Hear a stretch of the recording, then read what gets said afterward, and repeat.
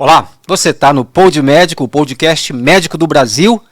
E eu sou Marco Nilma e a gente tem aqui esse espaço onde médicos e estudantes de medicina se encontram para falar de medicina, atualidades. E eu acho que faz sentido você, se é médico ou estudante de medicina, se inscrever. Que tal?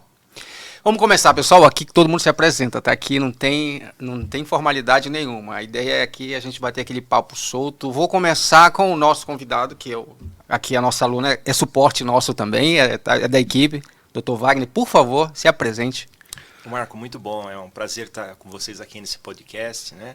Meu nome é Wagner Matheus, eu sou urologista, sou livre docente na Unicamp e trabalho na urologia, né? Trabalho principalmente com uro-oncologia, trabalho com tumores, tumor de próstata. É o principal tumor que nós tratamos no nosso consultório na Unicamp também. Legal, vocês fazem ideia já de como esse papo aqui vai ser interessante, né? A gente está falando agora do Novembro Azul, prevenção do câncer. O Wagner tem muita coisa para falar nessa área, muitas coisas que nem sempre são fáceis de se falar e eu vou tentar puxar dele essas coisas. Vamos ver se a gente consegue tirar alguma coisa do Wagner. E a nossa querida Bia, que também já é do nosso grupo, da nossa equipe aqui, né? Da Liga do Trauma da Unicamp, né? Esse trabalho é feito em parceria com a Liga do Trauma. Por favor, Bia, se apresente. Obrigada pelo convite, Marco. Eu sou Beatriz Pialino, sou aluna do 3º ano da Medicina da Unicamp. Vim aqui, eu sou da Liga do Trauma também, estou na vice-presidência agora e vamos lá papear um pouquinho. Você já perdeu aquela inocência, já pegou o Vietnã, já pegou coisa aí complicada, que eu sei que você é operacional, já ouvi falar que você é aquela aluna que quis entrar mesmo lá onde ninguém quer entrar. Mas que coisa é isso? Como é que é isso, né, Wagner? Alunos assim que... Você era assim, queria já estar na ação, já quer pegar politraumatizado, já quer... Sempre fui, Marco. Eu sempre gostei dessa parte de urgência, eu estava conversando aqui com a Bia, eu queria fazer cardiologia, cirurgia, gostava muito de cirurgia do trauma, e a cirurgia do trauma é motivante, né? A gente tem uma liga fantástica dentro da Unicamp, o Zazá é o nosso responsável, é um dos responsáveis de estar aqui hoje, e ele é um cara fantástico, ele faz um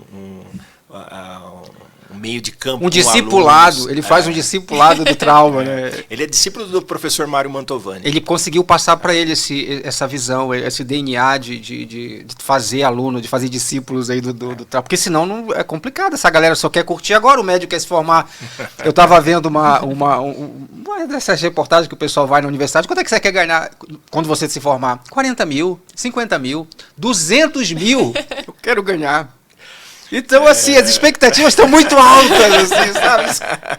Mas, Marco, eu sou contra, assim. Eu acho que o médico não pode ver por aí. Pelo menos eu admiro os que mantêm essa idealismo, vamos dizer assim. Essa ambição. Não, idealismo de praticar medicina porque gosta. Eu acho que o cirurgião tem que ter essa vocação. Uma vida de cirurgião. Eu acho que um bom médico tem que ter essa... O bom médico não vai funcionar. O bom médico tem que ter essa vocação, porque senão... Se não tiver, não vai funcionar legal. O cara vai passar a noite sem dormir, longe da família, não vai ver os filhos crescer. Isso é normal na nossa classe, né? Então, mas é gratificante. Às vezes você pode salvar uma vida. Imagina no trauma, o paciente chega parado, você poder atuar e ser decisivo no momento para aquele paciente, isso é muito gratificante. Eu acho assim, você querer responder, sabe? Você querer responder uma demanda, um caso, ou tentar, sabe, disponibilizar as tuas faculdades mais sofisticadas da mente para tentar resolver alguma situação, criar soluções, responder. Eu acho que se você não tiver amor pelo que você está fazendo, ou tiver alguma coisa a mais do que quanto você vai ganhar, eu não sei se vai fluir essa química que um profissional precisa para ser brilhante. Marco, eu sempre fui criado assim. Você trabalha, faça bem, tenha sucesso, o dinheiro vem como consequência. Sempre trabalhei assim. E eu acho que os médicos têm que ver assim, né? Porque senão, você fazer medicina é difícil. Vai para outra área. Se não gosta disso, se não gosta dessa satisfação, procura outra coisa para fazer. Porque é muito difícil, viu? Eu entendo os alunos hoje que têm essas ambições financeiras. Mas a gente tem que deixar isso em segundo plano. Agora eu acho, Bia, que existe, de alguns anos, eu não sei quando isso começou, mas eu acho que isso acompanha a internet, porque a internet é Instagram, a internet é uma glamorização de um status, de celebridades, que as pessoas vendem isso, alguns médicos andam vendendo essa ideia com Ferrari, né, e ter o seu próprio consultório e tal. Tu acha que é um pouco isso, Bia, também, que acontece um pouco e traz essa ilusão, sei lá o quê? 50 mil, 40 mil, logo quando sair da faculdade. Aquela, que com você acha? certeza. A gente vê muito no Instagram, é médico de famoso, é médico assim, médico assado, que vive uma vida Ele tá que não vendendo um é. curso. Tá vendendo um curso para você Vende conseguir também curso. chegar naquele nível lá. Exato. Só atende gente muito famosa. High ticket, a expressão é essa. São clientes high ticket. Exato. Então acaba que com a rede social é o que a gente vê mais, né? Quem principalmente está prestando ainda medicina, que não tem contato com o professor, na hora que vai escolher, é a quem tem acesso, é o médico que tem acesso, que está lá na rede social, que está lá falando que chegou de Ferrari, que vai operar a blogueira tal. Será que essa Ferrari é alugada? Será que ele aluga a Ferrari só para fazer aquele take? Né? Não sei, né? Pessoal, Já dá pra cuidado comprar com Ferrari. isso, nossa. Já dá para comprar a Ferrari assim? Tão novo, né? São tão novos assim. Todos né? novos, todos novos. Cirurgião até, principalmente, né? Que aí, pronto, todo mundo... pra operar comigo, R$100.000, mas o resultado é perfeito. Aí, tem essa estratégia também, Wagner, que a gente sabe que é justamente esse posicionamento. Não, a minha consulta é R$5.000, a minha consulta é R$10.000, só a consulta.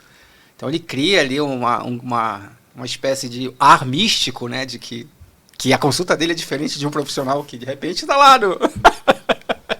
Que estratégia, né, cara? O pessoal tá complicando. Mídias sociais, né? Cuidado. Esses né? fenômenos são atuais. E outro fenômeno que está acontecendo também, que a gente está acompanhando. O jovem ele não quer já entrar de cara numa residência. Ele já quer logo, ele está com tanta expectativa de ganhar dinheiro, que agora está fazendo cada vez menos residência agora. Isso é que a gente tinha ouvido falar. Até o Zazá comentou isso aí, que isso é um fenômeno. Cada vez menos especialistas, ainda mais para algumas especialidades que tem que ralar mais, como cirurgião do trauma, que a cirurgia do trauma não é mais especialidade, isso é uma coisa que eu não entendo também. Ô Marco, mas tem um aspecto interessante. Vamos entrar nas mídias sociais. Nossa, vai ter muita coisa para discutir. Não, mas vamos lá. Ó, isso que você falou é uma verdade. Eu até entendo o lado dos alunos que estão se formando hoje em dia. Um campo de trabalho difícil, muitos médicos se formando, né, atuação, residência concorrida. Para você ter uma ideia, em torno de 30% dos alunos que finalizam a Unicamp é que vão fazer residência. 30%. Uau, muito bom. É o que a gente tem visto, né, Bia? O número tem muita sido gente não isso. passa. 70% vai para a vida, vai para o mercado. Tirar plantão. Por quê? Porque é mais atrativo. Então, por exemplo, uma pessoa que sai para a vida, ele vai ganhar fácil 15, 20 mil. Para quem estava zerado, né? Né? Para quem não estava ganhando nada. E a residência médica vai pagar o quê? 3,5, 4 mil reais. Então, eu já teve um residente da urologia, que agora a urologia são 6 anos. 6 então, anos. O aluno termina a faculdade, vai fazer 3 anos de cirurgia geral e mais 3 de urologia. Então, uma das minhas residentes lá, né, que nós temos mulheres na urologia já várias formadas, e ela falou para mim, nós somos motivo de chacota, porque nós estamos ganhando pouco. Nós estamos dando plantão à noite, a gente tem que vir aqui de dia e vamos fazer captação, vida dura de cirurgião. Então, a mudança de interesse é uma coisa interessante nesses últimos anos. Mas por isso que eu sempre falo, você tem que seguir sua vocação. A gente tem muita sorte na urologia da Unicamp. É bem disputado o nosso curso. Nós temos normalmente umas 25, 30 pessoas disputando 3 vagas. E são altamente selecionados. São pessoas que fizeram 2, 3 anos de cirurgia geral. São bons alunos. Uau. Tem pessoal da USP vindo prestar aqui na Unicamp, para você ter uma ideia. Que legal. Então nós temos sorte. Nós lidamos com uma nata, médicos, público seleto. Público seleto. Mas a gente percebe que essa tendência dessa vida difícil, dura, ganhando pouco, caiu muito nos últimos anos. Eu acho assim, a gente está falando de Unicamp, e quando eu estou falando aqui, na verdade, nem muito se aplica a Unicamp, tá? Eu acho que a Unicamp, ela ainda não sei se você vai concordar comigo, a Unicamp, ela é um reduto de grandes profissionais e que inspiram alunos, né? Nós tem médicos lá, você também está entre eles, que tem, assim, conseguiu já estabelecer um trabalho, né, já reconhecido. Médicos já que são consagrados aí fora. Com certeza. Então isso inspira o aluno. Certeza, mas não é a realidade da maioria das faculdades, com esse número de faculdades que estão abrindo aí, que é caro o investimento para o aluno se formar numa faculdade particular. Lógico que a expectativa da família é esse cara fazer dinheiro logo, né? Tem uma demanda ali para pagar até o FIES também, gente que entra com FIES precisa pagar o FIES. E vou até se ressaltar, você está falando da segunda maior faculdade de medicina, universidade do Brasil. Sim. A gente só perde para a USP. Não sei. Se você comparar a América Latina, nós somos a terceira, só perde para uma do Chile. Quer dizer, nós estamos entre as grandes. E se a gente tem esse comportamento dentro da Unicamp, imagina fora. Né? Eu acho Então que... é um mercado que a gente tem que entender também por que isso está acontecendo. Eu não tiro a razão desses jovens. Não, sim. Antigamente a gente tinha um mercado mais seguro. Hoje a gente percebe uma certa insegurança quando eles finalizam o curso de medicina. Tanto do ponto de vista de prática, de poder atuar, quanto do ponto de vista de financeiro, de remuneração mesmo que ele vai ter. Então a gente precisa entender esse fenômeno aí da diminuição de pessoas querendo fazer residência. E você tá indo na contramão, parece, né? Entrando na Liga do Trauma, Cirurgia, já né? pegando cirurgia. Como é que é isso? Foi inspirada? Sempre tem alguém na história que inspira a gente. Como foi a tua situação, Bia? Desde que eu decidi que eu queria medicina, eu imaginei que provavelmente eu iria para cirurgia, mas Uau. nunca tinha tido contato, não tenho nenhum parente nessa área, nada do tipo. E quando eu entrei na faculdade, tinha amigos que participavam da Liga do Trauma, aí vendo o que eles faziam, porque a gente dá plantão no pronto-socorro, já começou a me interessar um pouco mais. A gente tem uma matéria no segundo ano também que puxa um pouco para esse lado, e aí quando eu entrei na Liga, não teve mais jeito. Eu acho que quando alguém fala assim, sabe na minha mente, Wagner, sabe daquele filme, aquela luz que brilha, assim, que dora, assim, médico, eu tenho que reverenciar isso, porque você é médica. Eu costumo dizer, eu tenho uma brincadeira que às vezes existem bacharéis em medicina e médicos, entendeu? Para mim eu vejo um pouco assim, aquela luz, assim, você, aquela aura, porque você é médica, eu acho bonito, você é médico, eu acho isso muito legal, cara. É muito legal ver isso que vem com a pessoa, você vem no nascimento dela, essa vocação, isso é tremendo. E você vê que legal, né, o depoimento da Bia aqui com relação às como ligas, definida, né? Já desde Não, cedo. Total. Eu tive uma conversa antes aqui com ela vai fazer cirurgia. E olha lá, acho que ela vai fazer uro, hein? Bom, eu não quero puxar ela do Zazá, não. O Zazá vai olha, já tá rolando aí o assédio. Disputa, né? É disputado, né? Teria que ser disputado, né? Mas você vê o papel importante que essas ligas têm hoje, né? Demais. Todas as pessoas como o Zazá, como você, que tentam influenciar, fazer discípulos, como a gente diz, né? Motivar, ser exemplo, né? Então você ter contato com essas especialidades, com cirurgia do trauma, urologia, transplante renal, que eu trabalhei muito no passado.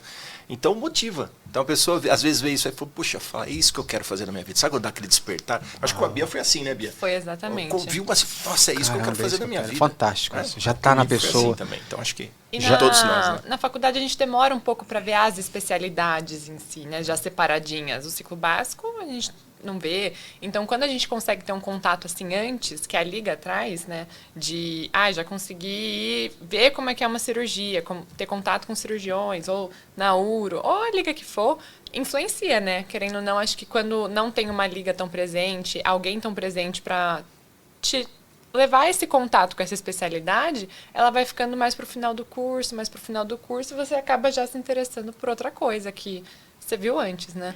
E a minha, agora a Bia está falando, eu estou pensando aqui, peraí, será que então essa renovação de cirurgiões, de grandes cirurgiões que a gente vai precisar logo aí, né? Será que ela vai acontecer apenas nas faculdades, grandes faculdades federais, e como é que com esse número de faculdades particulares, sem, digamos assim, sem toda a estrutura de um hospital, escola, como é que vai ser essa influência? Como é que a gente pode ler agora? Só papo solto aqui, especulando isso aí. Porque difícil, você está dentro de um contexto que te facilita querer, pessoas que te inspiram, você vê isso. Agora, como é que isso vai acontecer lá fora, assim, em outros meios, em outras circunstâncias, né? Não é tão simples, né, Wagner? Não é tão simples. O Brasil é tão heterogêneo, né?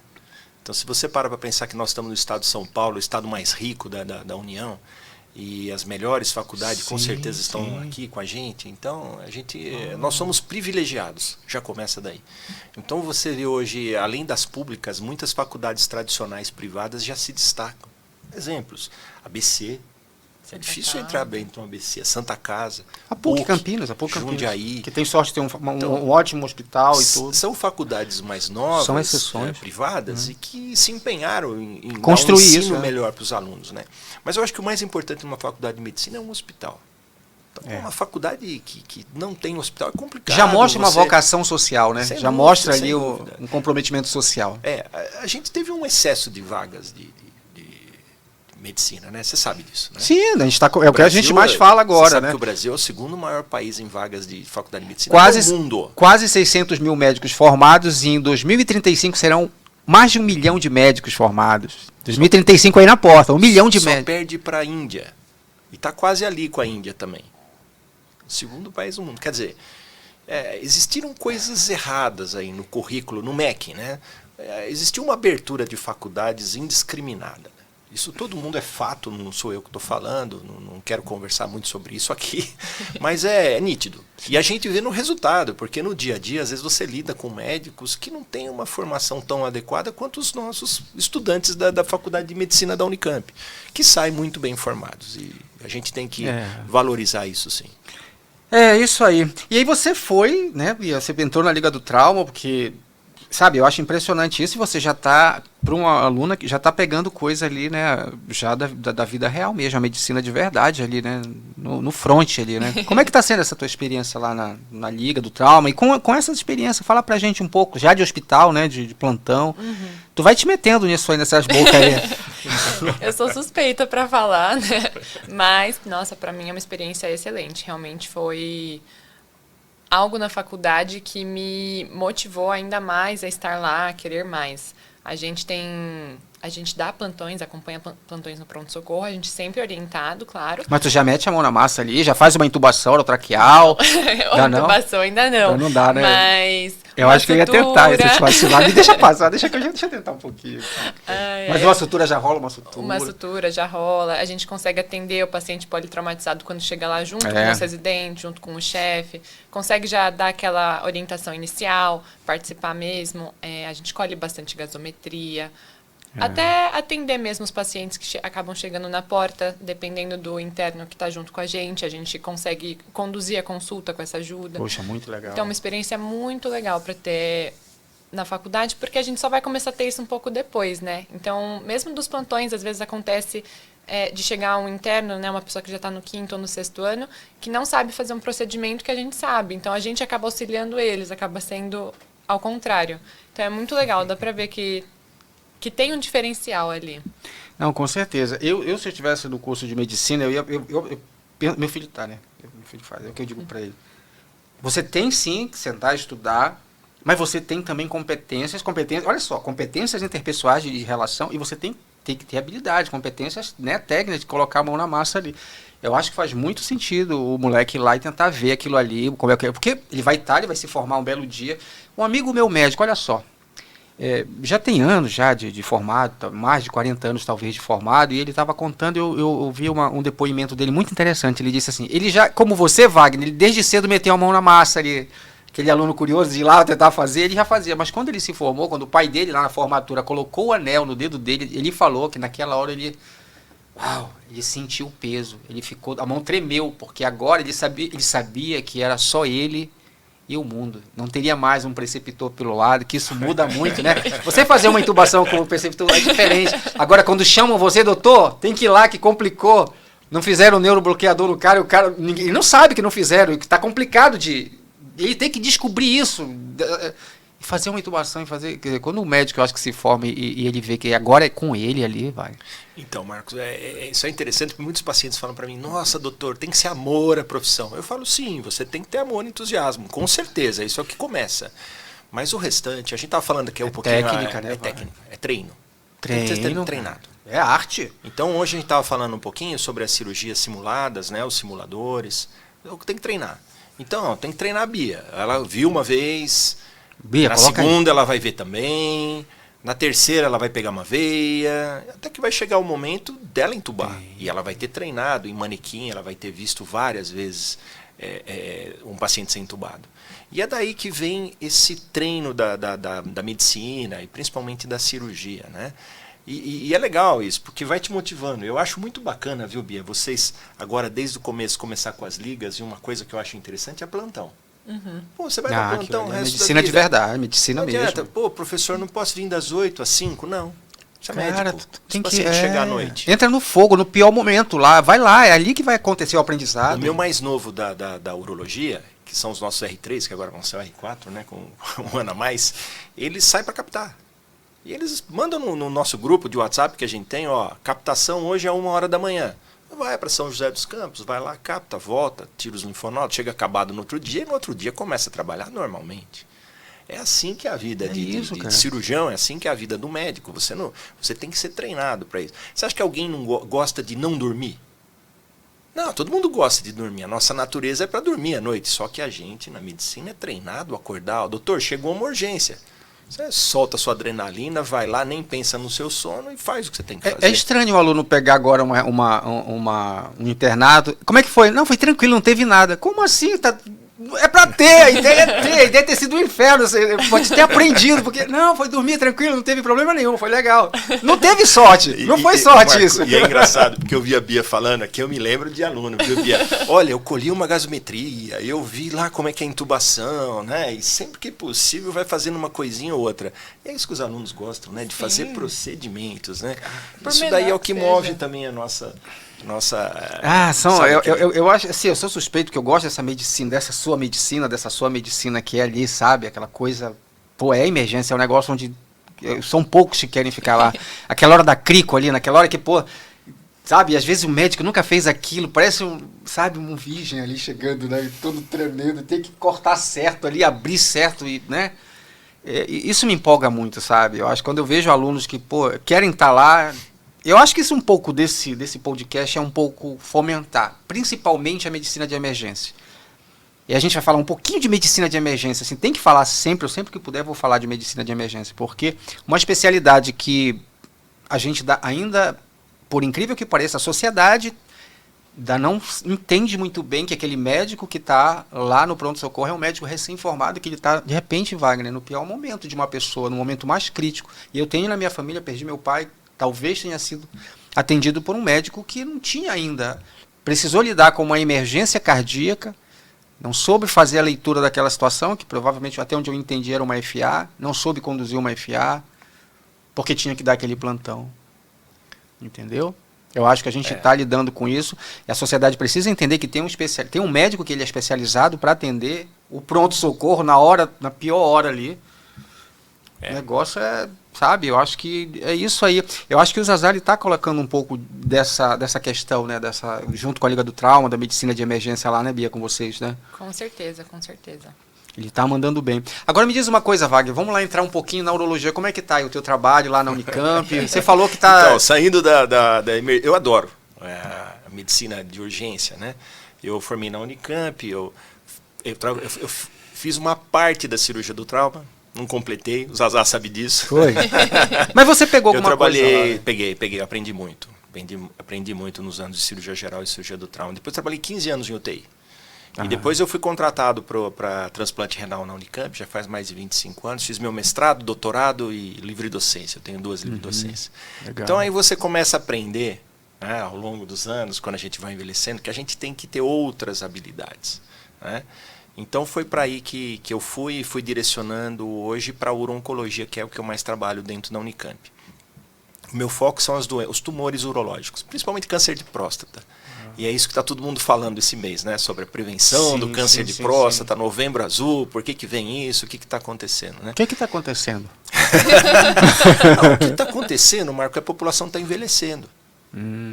Então, se você pegar a média de estimativa de vida do brasileiro, hoje quanto que está? 70, 75, alguma coisa assim? 76, eu acho que é em torno disso, né, Bia? Por aí. E, então, a população envelhecendo ela vai ter mais tumores. E o tumor de próstata é uma delas. Era previsível, então, né? Sim, sim. No mundo inteiro. Isso é um fenômeno mundial. O mundo está envelhecendo e os tumores estão acometendo mais a nossa população e no mundo também. E o tumor de próstata é o tumor mais frequente do homem. O tumor de próstata está para o homem assim como o tumor de mama está para as mulheres, né? Da mesma maneira, nas mesmas proporções? Muito parecido. Ou talvez com um agravante do homem não se cuidar? Aí você tem as diferenças. E grandes, hein? Que a mulher se cuida, pelo menos. O pessoal não valoriza o tumor de próstata tanto quanto é valorizado o tumor de mama na mulher, né? Então a preocupação da mulher é maior, da própria sociedade é maior. As campanhas do Outubro Rosa são muito mais intensas do que o Novembro Azul. E o homem ainda no seu machismo, o homem fica quieto, não vai ao médico.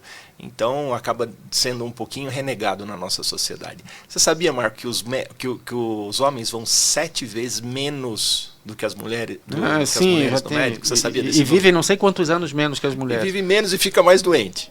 Então não tem uma explicação lógica de não dar tanta atenção para o câncer de próstata quando se dá o câncer de mama. Eu acho que as atenções deveriam ser iguais, né? Eu vejo que a medicina está tentando de toda maneira tirar o toque, porque o homem é muito resistente ao toque, já andaram dizendo que não precisa não sei se é para não assustar o homem de chegar lá, não, você vai ter que fazer o toque agora, você já está aqui. Não, mas disseram que não precisava. Eu tenho uma brincadeira Tu já teve que eu falo. paciente Sim, sim, toda vez. Hoje eu tenho pacientes que brincam, eu falo, doutor, não trouxe flor, aquelas brincadeiras que você já está acostumado a ouvir, né? Mas assim, um exame tão rápido, dura 10 segundos. Eu brinco isso com os meus pacientes, os meus alunos, eu falo assim, ó, o dia que o cardiologista parar de usar o esteto, porque ele tem tantos exames complexos, né? Não precisaria do esteto, do estetoscópio. O urologista para de fazer toque. Quando a gente faz o toque, que é um exame rápido de 10 segundos, você faz um diagnóstico do tamanho da próstata, consistência da próstata, se tem nódulos. Quer dizer, isso é muito importante. Você está vendo a saúde da próstata. Não é só o toque. Então essa coisa é meio arcaica, né? Eu sei que tem as brincadeiras, mas a gente brinca no social e no real.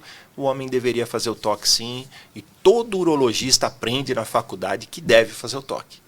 Então, se alguém não está fazendo ou fala que não deve fazer, não tem comprovação científica disso. Eu ouvi falar que um tempo atrás se dizia que a população, foram fazer um estudo, que a população que fez o toque, que não fez o toque, eu não sei se isso aí chegou a ser uma coisa muito divulgada no meio médico, que parece que quem fazia toque, quem não fazia, a mortalidade era a mesma, ou se isso aí é mais uma daquelas teorias da conspiração na medicina, alguma coisa meio estranha. O que é isso, Marco, o problema é o seguinte, o problema é financeiro.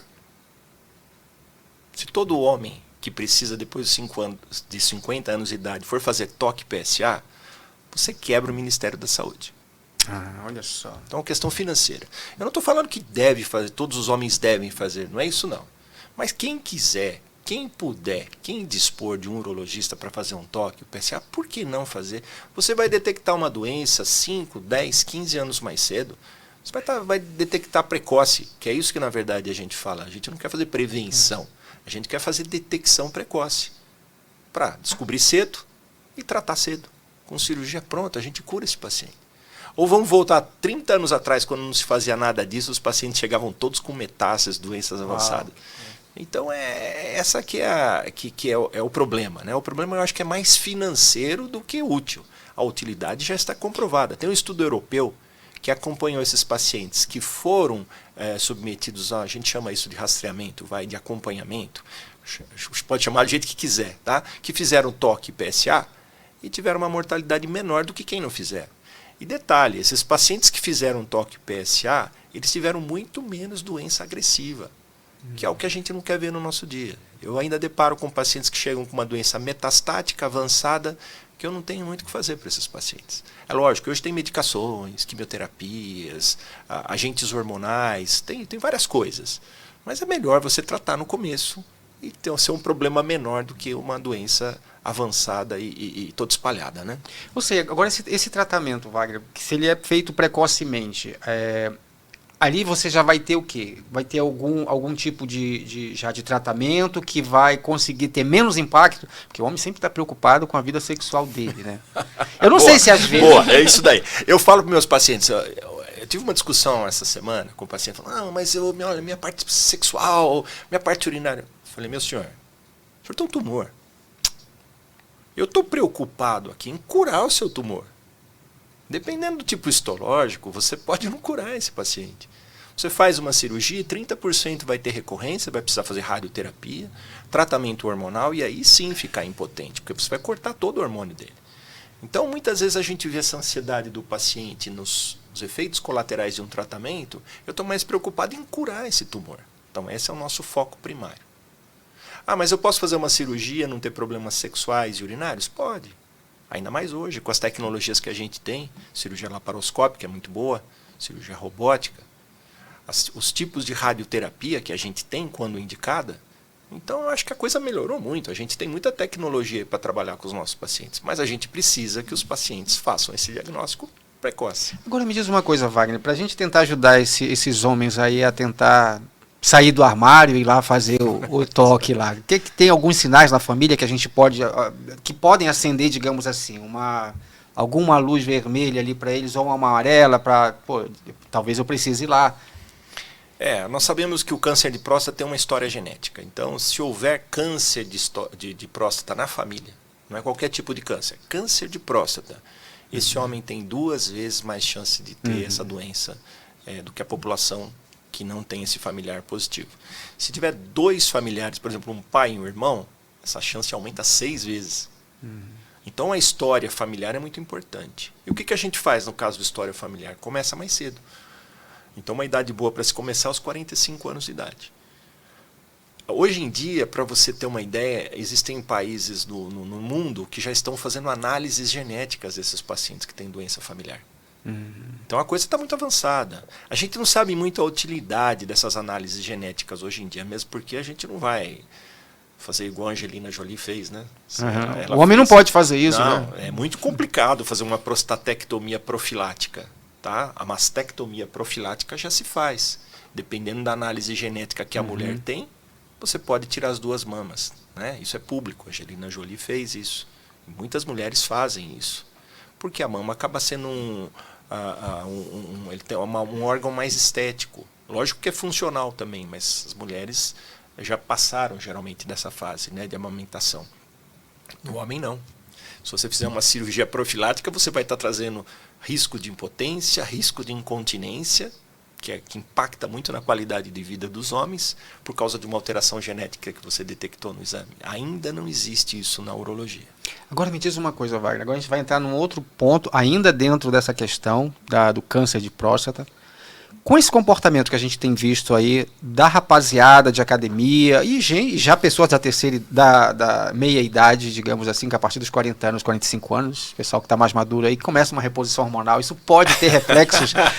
Pode ter reflexos. Te peguei, eu falei que ia tentar. Eu falei que eu ia tentar. Ele é provocativo. Eu falei que eu ia tentar. Meu trabalho é esse. Não, eu acho que uma reposição hormonal, quando bem indicada, vai bem. Eu tenho vários pacientes que eu faço reposição hormonal que precisam de reposição hormonal. Mas os homens, os jovens, né, Bia? Os jovens que a gente estava falando aqui há pouco. Atletas. Atletas. O doping, isso é um doping, né? Não é proibido? Por que é proibido para atleta? As competições, para o atleta de alta performance? E por que para a população normal seria liberado? Tem então, riscos na verdade, ali, né? Sim, eu acho que estamos usando indiscriminadamente. Eu acho errado do jeito que está se fazendo hoje. A gente está falando de testosterona, GH, a gente está falando dessas... Exatamente, disso. A reposição à base de testosterona. Muitas vezes esses jovens que começam a utilizar cedo vão ter problemas no futuro.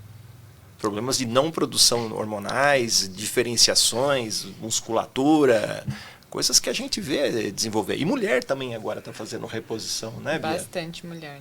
Então tem que tomar um cuidado enorme com isso. Isso vai Quando bater... eu tenho indicação, eu sou favorável. Quando existe uma baixa de hormônio sérica, sintomas, aí sim. Isso vai bater na próstata, Wagner, lá para quem está de repente repente Pode, porque a próstata, ela é uma glândula que ela é hormônio dependente. Para você ter uma ideia, um dos tratamentos que a gente faz para o câncer de próstata avançado é cortar o hormônio, é bloquear o hormônio. Então, se eu bloqueio o hormônio, eu paro de fazer crescer o tumor de próstata, você imagina, será que se dando o hormônio, você não vai causar câncer de próstata? A gente sabe que não. A testosterona não causa câncer de próstata, mas ela pode causar uma hiperplasia, que é a segunda doença importante da próstata, que é a hiperplasia prostática benigna. É o cara que acorda 10 vezes na noite para ir no banheiro. Isso é muito comum no consultório, né? É mesmo. É mais comum isso aí tira uma qualidade de vida do cara bem mal mesmo. E de novo, por isso que é importante fazer o toque, porque você consegue diferenciar ali, examinando o paciente, se ele tem uma hiperplasia. Então você vai ver a saúde da próstata. Você vai saber se é uma hiperplasia, se tem um nódulo, se é um câncer.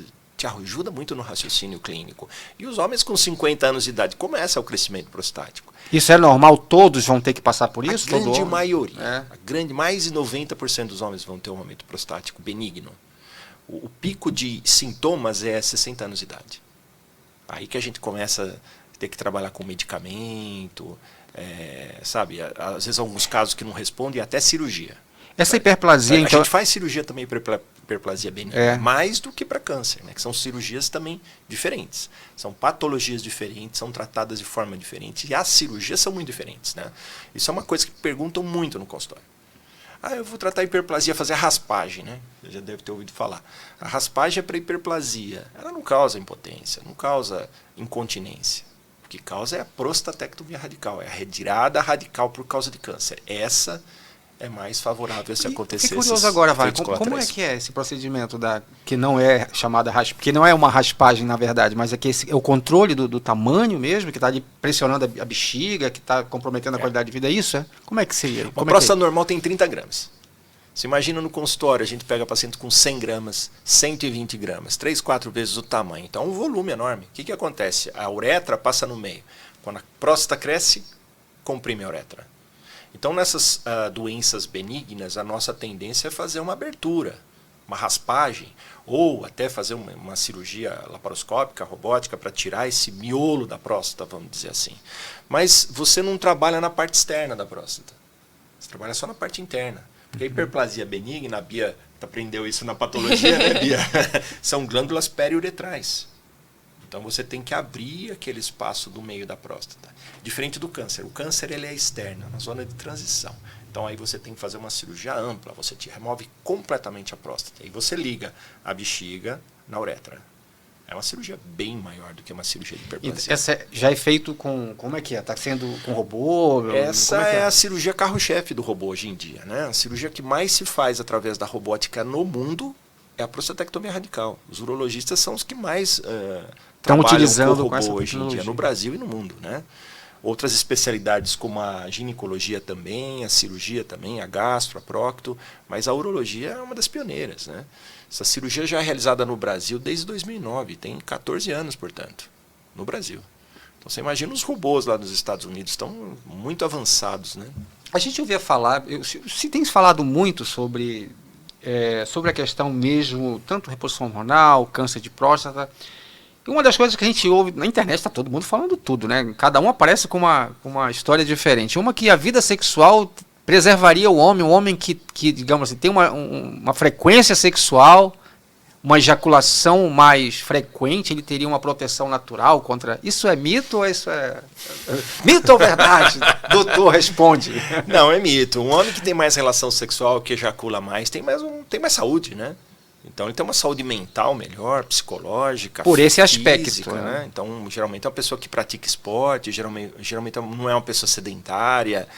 E é engraçado, né? A própria atividade física e não ser obeso ajuda você a ter mais hormônio. Se você pegar os pacientes que a gente vê mais queda de testosterona no consultório, são pacientes com síndrome metabólica. São pacientes que têm pressão alta, que têm obesidade, são sedentários. Essa é uma grande chance de você cair os hormônios desse paciente.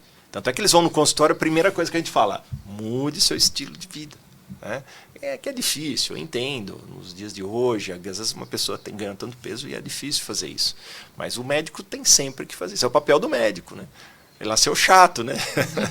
E a dificuldade, assim, a sociedade continua ano após ano, chega novembro, os publicitários ficam batendo cabeça para tentar fazer o cara ir lá fazer o exame. Eu acho que esse desafio aí, será que tem alguma ideia para dizer que não, você vai ser, o médico vai colocar o dedo lá no seu ânus e vai tentar tocar lá? Sim.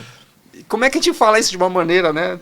Para que possa incentivar os homens a fazerem, homens que estão realmente precisando fazer, que de repente já estão com um número enorme então, de homens, então estariam agora, nesse momento, com isso já num estágio... A medicina hoje ela deve ser preventiva, né? Tudo que a gente faz, a Bia já até balançou a cabeça aqui, né, Bia? Você não acha não que você aprende na faculdade, Bia? Com certeza. Fala um pouquinho de como você aprende na faculdade, não é? Bons hábitos... Bons hábitos, o próprio controle de peso, o que você falou de síndrome metabólica, nossa, para muitas doenças, né, influencia. Então, você ter ali uma boa saúde, não ser sedentário, influencia demais. E o que essa educação vai acontecer quando o camarada, infelizmente, ele tem um problema e ele educa a família através dele, né? Eu acho que acontece muito isso, né? Ele vai educar a família através do exemplo dele, de ver o impacto que vai causar na vida, né, da família, vendo de repente o pai, Deus nos livre, com câncer de próstata, né, e o filho vai ouvir, vai passar para os netos do paciente. Então, infelizmente, a educação meio que está acontecendo assim, né? Para você ter uma ideia disso, Omar, como isso é importante, sabe uma das cirurgias que mais faz e que você vê no centro cirúrgico hoje em dia, que não existia antigamente? Gastroplastia. Olha só. Da cirurgia do obeso. Olha só que ponto que nós chegamos, a nossa sociedade, né? Os americanos já têm esse problema e o Brasil está indo também nessa linha da obesidade, a síndrome metabólica, né? Então a gente tem que fazer um trabalho nisso. Então, indo nessa linha, nós temos que falar para os médicos, mulheres, população de uma maneira geral, se prevenir. Então vai no médico, a mulher faça seu exame ginecológico, Papa Nicolau, exame de mama, o homem deve fazer o toque, o PSA, o homem e as mulheres devem fazer exames cardiológicos, colesterol, diabetes. Hoje em dia se fala até de fazer colonoscopia, né, que se faz muito para prevenir câncer de intestino, que também tem uma incidência alta tanto em homens como em mulheres. Então nós temos que trabalhar com a educação, a informação e a prevenção. Aquele vídeo que eu te mandei aí, que você vai pôr no ar depois aí, seria legal? Exatamente isso, a gente educar toda a nossa população, não é educar só o homem não, viu? Isso é outra coisa que a gente sabe, educar a mulher. Porque às vezes é a mulher que manda o marido, né? Ela que marca a consulta, né? é a filha, é a esposa. Então a gente tem que trabalhar em toda a sociedade, assim, em campanhas, não é porque é novembro que tem que fazer o toque, é o ano inteiro. Então, trabalhar nessa informação é um mês que a gente fala bastante sobre isso. Né? Você já viu alguma emergência dessa? Apareceu alguma emergência de CA? Se deparou? Porque tem algumas emergências. Alguns deles vão bater na emergência, né? E o médico está lá diante de um paciente que está agravando em outros aspectos, né? Por conta de um câncer de próstata, né? Complicações ali, complicações cardíacas que também podem, eu acho que de repente evoluir, sei lá. Pegou alguma, que eu já vi alguma coisa assim? Eu já vi a ponte da próstata aumentar e tampar a uretra, né? Então o paciente chega com uma bexiga enorme, a gente fala uma bexigoma. Paracentese lá, rola uma paracentese lá. Já pegou ali? Aí chama a Uro. Chama a Uro, que é uma sonda difícil. Já é sinal, né? O que é isso aí? O cara chega numa emergência então, dessa ali. Até para Bia, isso quando acontece, isso daí é grave. É grave já. Porque né? se o nódulo ele é periférico, e para ele chegar na uretra, é porque cresceu muito. Então, isso aqui, geralmente, esses pacientes que têm retenção, né, que é comum no pronto-socorro, são pacientes que têm uma doença avançada. Aí você tem que passar sonda. Então, nós estamos diante, se você pedir um PSA, uma biópsia, você vai ver que é uma doença mais agressiva. Mas isso não é o pior. Um dos piores sintomas de urgência do câncer de próstata são metástases ósseas. Uau, é então, são dores agrava mais ósseas, pro ósseo, é? Sim.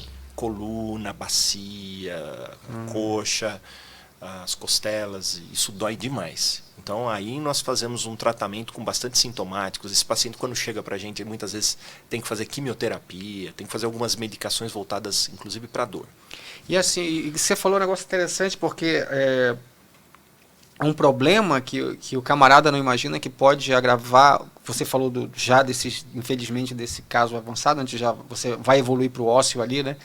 Mas, poxa, você não está conseguindo. Acho talvez uma hiperplasia, não sei se chega nesse nível, estou perguntando como leigo também. A hiperplasia também pode chegar. Sim, pois é. Você não está conseguindo, digamos assim, fazer todo esse processo de excreção ali, vai bagunçar o rim, por conta disso, bagunça o rim, vai mexer com o coração, vai mexer em tudo isso, do cara, de repente, até Deus no livre evolui para um problema renal, diálise, hemodiálise? Pode sim, não é comum nos dias de hoje, que eu acho que a gente tem mais informação, tem mais pronto-socorro, né? Não, quando você tem um médico habilitado para encaminhar bem, pelo menos encaminhar para o especialista, né? No estado de São Paulo, eu acho que a gente tem menos esse problema nos dias de hoje, mas se você for Brasil afora, em cidades pequenas, em outros estados menos, né, povoados ou que tem menos médicos, talvez tenha mais esse tipo de problema. O homem vai deixando, vai urinando mal e acha que isso é normal, fecha. Tranca o canal e aí bagunça acaba tendo que colocar retenção. Aí, se você não esvaziar a urina adequadamente, obviamente você vai sobrecarregar o ureter e os rins, insuficiência renal. E aí pode evoluir até para a morte. Vocês fazem ideia do que a gente está falando aqui? Talvez alguém esteja assistindo, tem alguém na família que de repente está tendo um problema. A pessoa está vivendo isso silenciosamente, o homem que está acordando muitas vezes à noite para ir ao banheiro, está fazendo isso silenciosamente, né? E está tendo já, começando a evoluir ali, de repente, um problema renal por conta de não estar conseguindo fazer isso aí, Wagner. Isso aí, de repente, é... Porque o homem demora em procurar ajuda, então, acha que é normal isso aí. Essa população masculina que passa por esses sintomas e vai guardando, vai escondendo, existe, viu? E às vezes acorda 5, 6, 7 vezes à noite, imaginou? A pessoa não consegue dormir. Não tem sono, né? E vai toda hora ao banheiro durante o dia, o jato fica mais fino, faz força para urinar, e a pessoa vai se adaptando a isso. Não é infrequente de ver isso nos nossos Consultórios é um pouco mais difícil, mas no pronto-socorro, se for lá no pronto-socorro da Unicamp, é comum de ver paciente assim, que chega já em retenção, depois de anos com esses sintomas que poderiam ter sido Já agravou tratados. pra caramba a saúde dele, né? Infelizmente. Passar para Bia. Bia, me diz uma coisa, como é que tá assim, a Liga do Trauma? Eu queria falar um pouco sobre Liga do Trauma, né? À frente de vocês agora, assim, está sendo mais em conscientização, prevenção de acidentes. Eu vejo que vocês trabalham muito com isso, né? Prevenção de acidente. A gente trabalha bastante com prevenção, é prioridade nossa lá na Liga, né? O Zazá, nosso professor, sempre fala que o trauma é uma doença e a prevenção é a cura. Então é lema pra gente lá. Agora em novembro, né, tá tendo, organizado pela Sociedade Brasileira de Salvamento Aquático, a Semana Latino-Americana de Salvamento Aquático, de prevenção ao afogamento, perdão. Sim, sim. Então a gente faz campanha, a gente recebe treinamento dos bombeiros, mas a gente sempre tem esse estímulo. Toda semana lá no nosso hospital a gente recebe alunos de escola pública para falar sobre acidente de trânsito. Então, prevenção para a gente realmente está sendo um pilar lá na Liga. Para a gente realmente é muito importante. Eu acho legal. Eu digo assim, Wagner, a gente tem uma área que a gente tem controle e tem uma área que a gente não tem controle e tem uma área que a gente tem influência.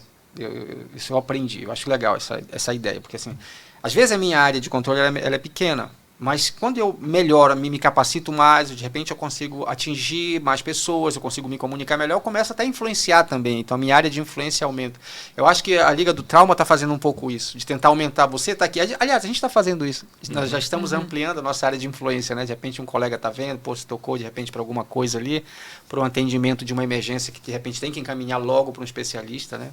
Eu acho que é isso, né, Wagner? É Com aumentar certeza. essa área de influência que a gente tem, né? Tem que sempre estar tentando aumentar ela, né? Sem dúvida. O Novembro Azul é isso, né? É a gente tentar divulgar essas informações que são simples. Você vê a gente com uma conversa básica aqui, você explica o que é câncer, o que é hiperplasia, quais são os tratamentos e como é que você pode prevenir uma doença mais grave.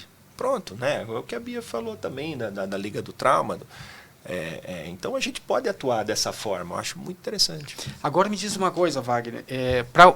Quando a gente está falando agora de procedimentos, o que é que a gente já tem de novidade aí? Isso me deixou muito curioso sobre procedimentos menos invasivos, se pode se chamar assim, robóticos. Tem muita coisa legal vindo por aí, ou já é uma realidade aqui no Brasil, São Paulo? Já. Tem muita coisa bacana. O bacana. Brasil está bastante avançado, São Paulo, o estado de São Paulo está à frente, né? É um poderio o estado de São Paulo aqui. Tem muita já coisa assim a nível Sim, mundial mesmo, sim. assim, de primeira linha mesmo, né? Então, os números são diferentes, né? Se você comparar, por exemplo, nos Estados Unidos tem mais de 3 mil robôs, por exemplo, para quem quer fazer cirurgia. No Brasil nós temos 120, mas nós tem 120 robôs. Eu acho que mais da metade desses robôs estão localizados aqui no estado de São Paulo.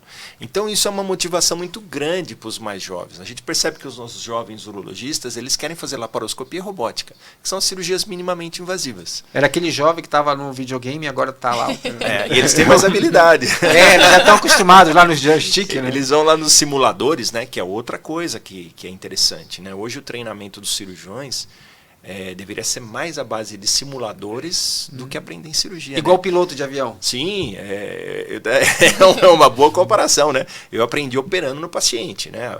Foi mesmo. No cachorro, no porquinho, né? Mas a gente, na minha fase de formação de cirurgia, eu aprendi nos pacientes, sempre com orientação de alguém junto e olhando e supervisionando, né? Mas era assim, era igual piloto de avião antigamente. 30, 40 anos atrás aprendia com o piloto. E devia ser um sufoco, né?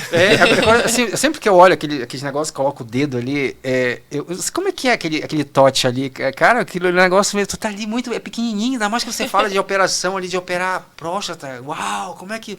Sabe, como é que é aquele tote ali, aquela sensibilidade? Que você fala? Leva tempo para você sim. Porque você e a máquina meio que tem que ficar uma coisa só, né? Tem que ser uma espécie de exoesqueleto ali, seu, né? Eu trabalho na Sociedade Brasileira de Urologia e eu tenho alguns projetos na sociedade. E um deles é trazer mais laparoscopia para o interior do estado de São Paulo.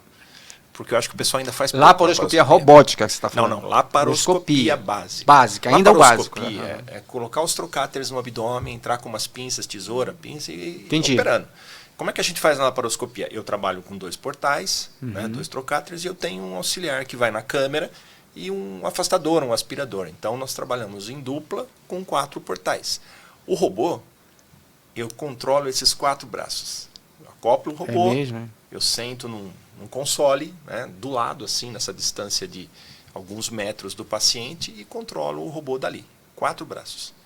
Então, com comandos, a gente mexe a câmera, mexe os 2 braços e mexe também esse 4º braço. Mas aí tem que ter um treinamento para isso, né? Mas para isso, infelizmente, ainda o acesso ao robô é para poucos cirurgiões.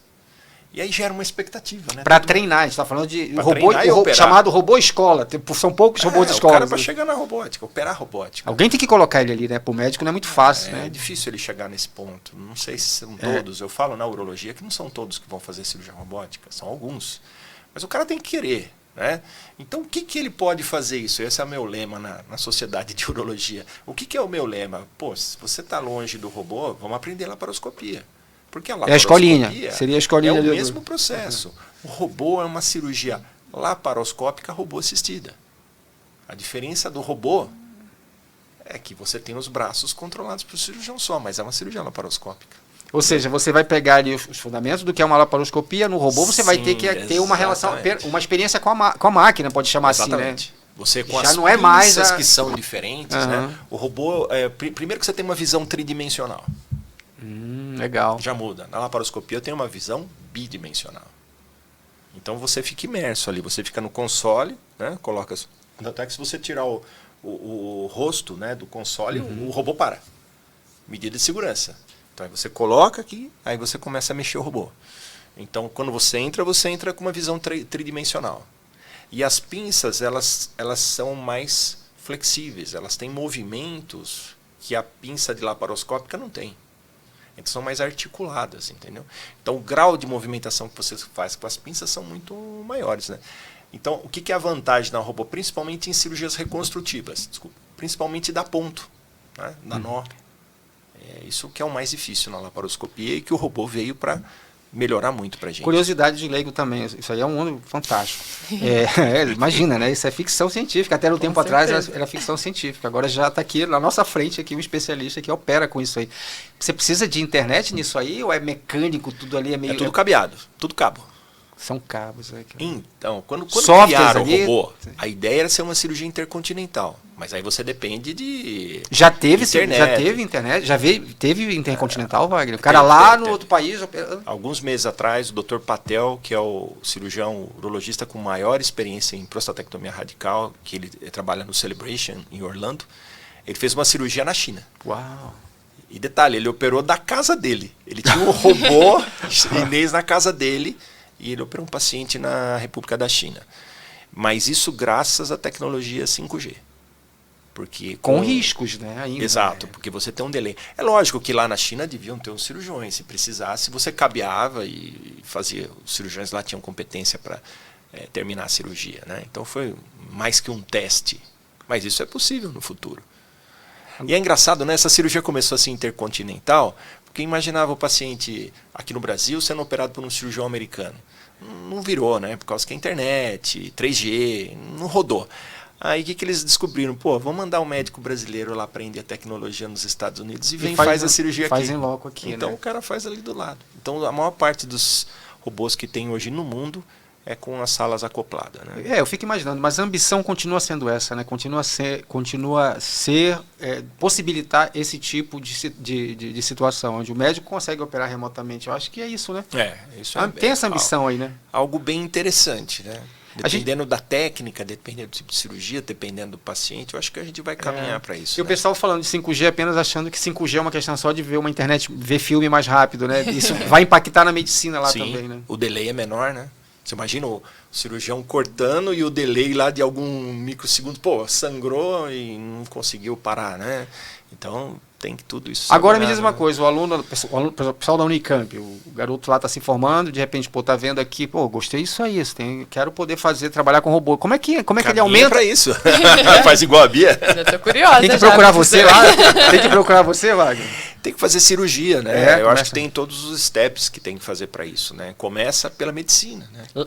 Da Unicamp. Bastante. Mas como eu chamei, o robô escola, como é que isso vai acontecer ali? Porque você falou, não são tantos robôs assim, né? Para você alguém te dá acesso a isso, aquilo que eu falei agora, o teu campo de influência chegar nesse ponto, alguém te convidar para te ensinar. Isso é aquilo que eles chamam de fellows, isso é um fellow? É um fellow, né? Ah, é um Tem fellow. que vir no podcast. Ô, Marco, eu não quero desanimar os mais jovens. Eu sei Quer que é um fellow. E fellow, né? É o pessoal, né, que tá colado ali, né? É os peixes, como a gente chama, né? Mas é isso aí, você já matou. Eu acho que tem que fazer medicina, tem que fazer cirurgia geral, tem, no caso nosso, fazer urologia. Só aí são 12 anos. E hoje, o R5, né, o que vai ser o R6 nosso, saindo da urologia, ele vai ter que fazer um fellow para fazer isso. Né? Tanto laparoscopia e robótica, eles saem formados para fazer cirurgia laparoscópica na Unicamp, mas robôs sem nenhum contato. Não é tão simples. Não, assim. eles não têm contato. E laparoscopia não tanto assim para fazer sozinho, a não ser que eles entrem numa grande equipe, entendeu? Então aí ele tem que entrar numa equipe e começar a fazer. Saindo, a gente vê que os nossos urologistas aqui, os residentes, a maior parte deles vão fazer fellow. E eles são procurados, porque são bons residentes. E eles vão para esses serviços que tem fellow de cirurgia robótica, tem alguns no Brasil, por exemplo, o AC Camargo, a USP, o ABC, Barretos, são os 4 fellows que eu conheço aqui que faz cirurgia robótica no estado de São Paulo. Cara, eu vi. E aí o cara vai aprender. Eu vi, tá terminando o nosso. Eu falei que é pouco tempo. Eu vi um drama agora do aluno que é tímido. Ele é muito bom aluno, sabe? Mas ele é muito tímido. Ele não sabe fazer relacionamento. E fellow, eu acho que tem um pouco disso, né? De saber aumentar essa área de influência, saber chegar para conversar, para alguém te passar esse conhecimento ali. Como é que... Nem sempre é tão Marco, simples assim, não, sabe? mas não é simples, a vida não é fácil, né? Eu sei, mas a gente sabe desse drama também. Mas Poxa. eu vou te dar alguns bons números e exemplos. Olha, nós tivemos os nossos residentes da urologia, nós temos 3. Esse ano, os 2 que prestaram prova e passaram em primeiro lugar de título especialista no Brasil. Nosso aqui da Unicamp. Sim. Os nossos residentes, quando querem, a maior parte deles fazem um fellow, no mínimo no Brasil, vários vão para fora. Nós temos um fazendo fellow de cirurgia reconstrutiva nos Estados Unidos, sempre tem. Então, assim, quando a pessoa quer, consegue. Mas tem demora, tem que correr correr atrás. atrás. E esse network que você está falando, ela desenvolve. Porque na urologia, por exemplo, como na cirurgia geral, a gente treina os nossos residentes a apresentar reuniões, casos, discutir, se defender, entendeu? Então, esse poder da argumentação, apresentação, eles vão aprendendo durante a residência. É lógico que isso pode ser aperfeiçoado depois com mestrado, doutorado, docência, tudo mais. Mas o caminho já começa cedo para esses que querem. E eles vão ampliando o network. Depende, lógico, de boa vontade. Caramba, eu estava assistindo já desse um podcast médico, né, de residência médica, e tinha lá um grande nome, que se eu falasse o nome dele agora, vocês iam saber de quem eu estou falando, não vou falar. Que o sonho dele era fazer cirurgia, ele queria fazer um fellow de cirurgia, eu não vou saber falar da especialidade dele, mas ele era um neurologista já muito bom, e ele precisava de um fellow para fazer um nível de cirurgia mais complexa, ainda mais específica, e só tinha um cara que era o bambambam, e esse cara teve que passar muita humilhação, teve que realmente, né, ali passar aquele processo, né, beija minha mão e tudo aquilo, e às vezes, infelizmente, eu acho que existem alguns meios que o cara tem que passar um pouco por isso, mas ele conseguiu. Consegue, lógico que consegue. Mas ele não é Marco, sempre a gente vive numa geração mais fácil. Você é um cara bacana, eu peguei uma geração que o professor esculachava mesmo. A gente está falando aqui para médico. Né? Cirurgião era assim. Tinha essa história, né? Mas assim, eu acho que hoje é tudo mais fácil. Hoje em dia, esses cirurgiões das antigas não existem mais. Então, nós somos muito mais acessíveis. É lógico que a gente tem um rigor.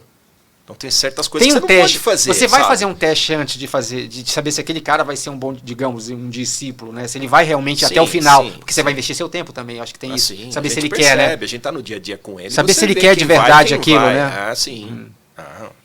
Eu acho que isso que é importante. Muitos anos trabalhando, você percebe quem tem o dom, quem vai para uma área mais ou quem está empolgado, de repente, mais cirúrgica. Você percebe. E o que faz a diferença? Então entrega um pouco pra gente, Wagner. Que comportamento brilha? Dica pro pessoal, hein, não, mas isso aqui é pra ser assim, pelo amor de Deus. Isso aqui é pra ser assim. Quem chegou até agora, tá terminando o podcast. Esse cara que chegou até agora, ele merece. A gente já vai estar com 1 hora aqui. Quem que fica 1 hora para assistir um podcast? Esse cara merece. Esse cara merece. Faz? Ele merece saber alguma coisa. Ele serve uma coisa diferenciada. Não, só chegou até aqui, faltando 5 minutos para terminar.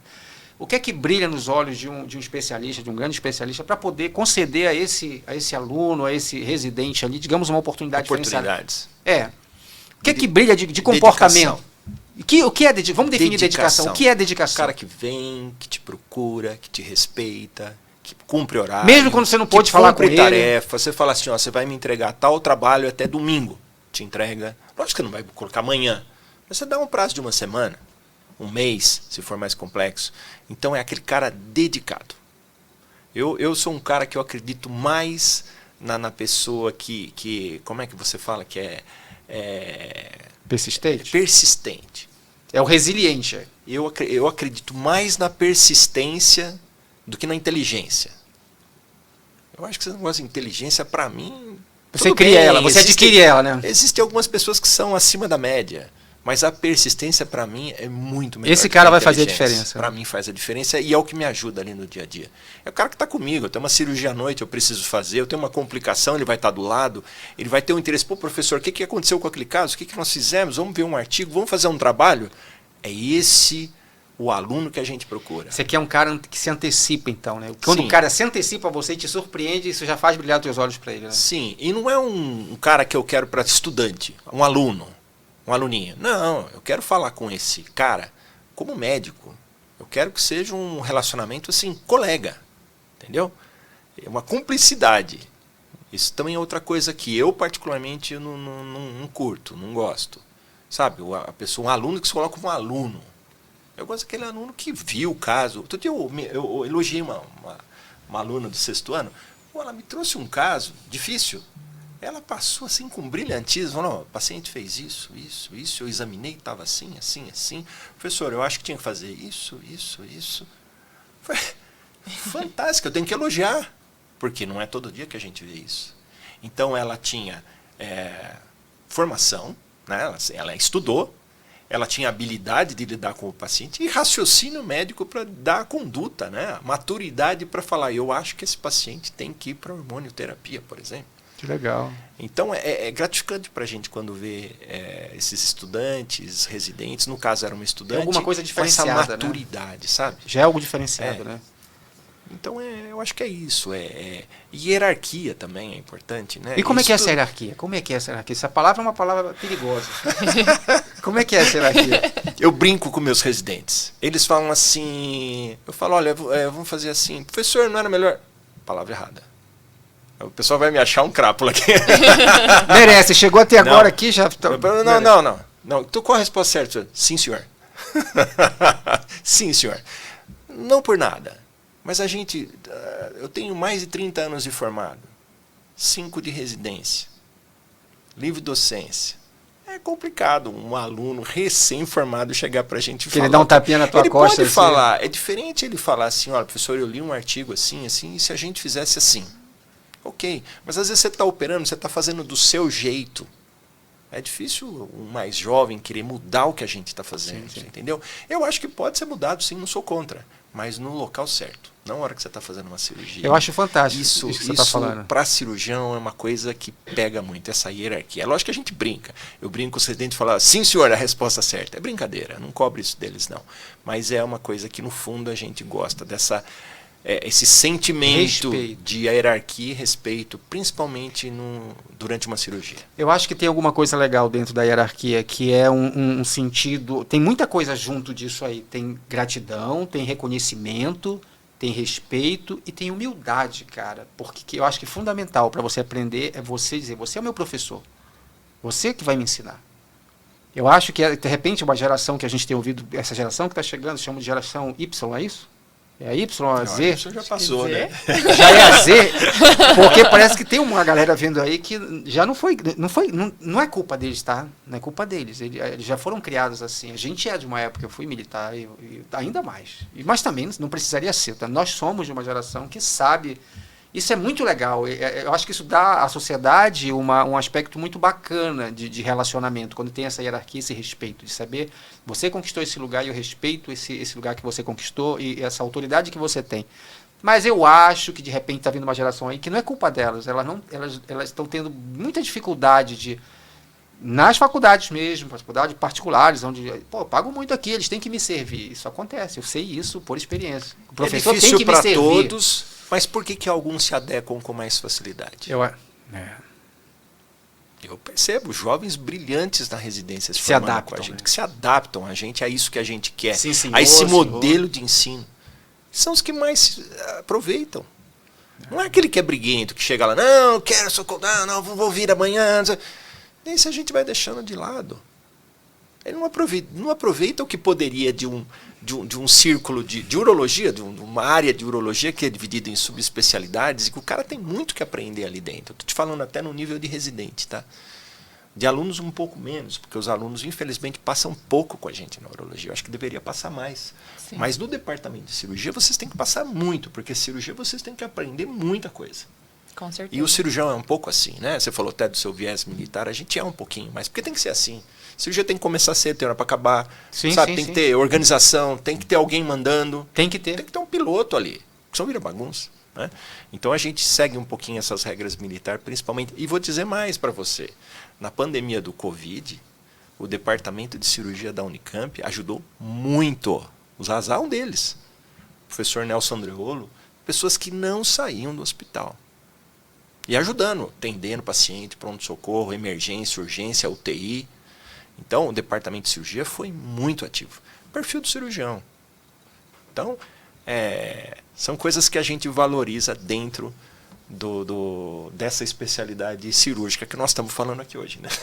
Você viu, Bia, aqui no que a gente acabou de falar aqui, de um aspecto muito sutil que às vezes pode demorar muito para um colega seu perceber isso que o Wagner acabou de dizer, que isso, ele não vai, geralmente isso não é dito assim tão claramente. Tá, tudo bem, tchau. Já perdeu, fechou uma porta ali. Num Com comportamento, numa atitude apressada, porque não está prestando atenção no jogo. Tem que prestar atenção. Sentiu a sutileza que as coisas acontecem assim? Sim. No relacionamento, na forma com que eu me relaciono com um professor. Tudo está sendo filmado, meu garoto. São as soft skills, né, que a gente As fala. soft Você tem que skills, desenvolver ali. relacionamento, né? E o cara acha que é só ficar estudando. Olha a diferença que faz você. Wagner, foi o ouro que você deu agora aqui. Muito obrigado, você foi muito generoso. Você foi muito generoso Eu aí quero agradeço a oportunidade de poder falar assim abertamente. E espero que sirva, né, para os jovens que vêm por aí, que é essa que é a nossa ideia. Né? Vocês viram a qualidade aqui do nosso podcast hoje. Muito obrigado, Wagner, Bia. Muito obrigado a você que se chegou até aqui, mereceu ouvir isso e aprender com tudo isso que a gente falou aqui. E eu acho que faz muito sentido você se inscrever no nosso canal, nosso podcast médico do Brasil. Se inscrever, acessa também, aliás, aperta lá o sininho, porque você vai receber as notificações quando a gente postar vídeo novo, porque vai ser sempre esse nível aqui. Pérolas que você só vai encontrar aqui. A gente se vê no próximo episódio. Até lá.